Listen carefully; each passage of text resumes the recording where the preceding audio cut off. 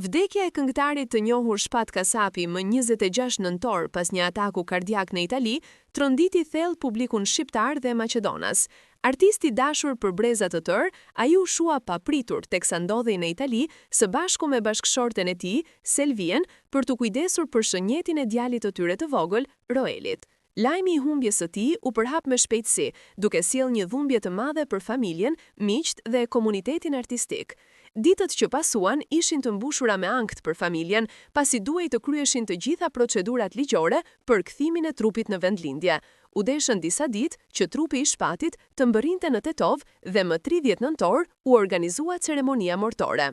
Të afërm, miq dhe qindra qytetar u mblodhen për t'i dhënë lamtumirën e fundit një artisti që la gjurmë të pashlyeshme në muzikën shqiptare. Ndërkohë, në rrjetet sociale ka nisur të qarkullojë një deklaratë e bërë nga Hoxha Ahmet Kalaja, i cili është shprehur i indinjuar me mënyrën se si mediat kanë transmetuar informacionet rreth transportimit të trupit të Shpat Kasapit. Sipas tij, mediat nuk e kanë treguar të plotë të vërtetën, duke lënë në hije personin që është marrë realisht me procedurat dhe shpenzimet.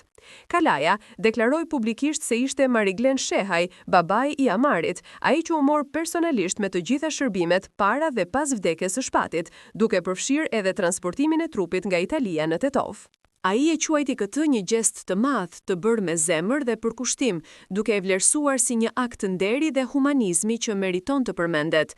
Në mbyllje të deklaratës, Kalaja shtoi se, ndonse mund të ketë kontribus të tjerë për çështje proceduriale, shpenzimet materiale janë marrë përsipër nga Mariglen Shehaj.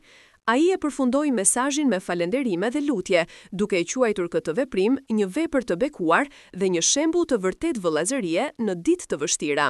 Kia deklarat ka hapur diskutime të reja në rrjet, duke theksuar rëndësinë e transparencës dhe mirënjohjes në momente të tilla tragjike.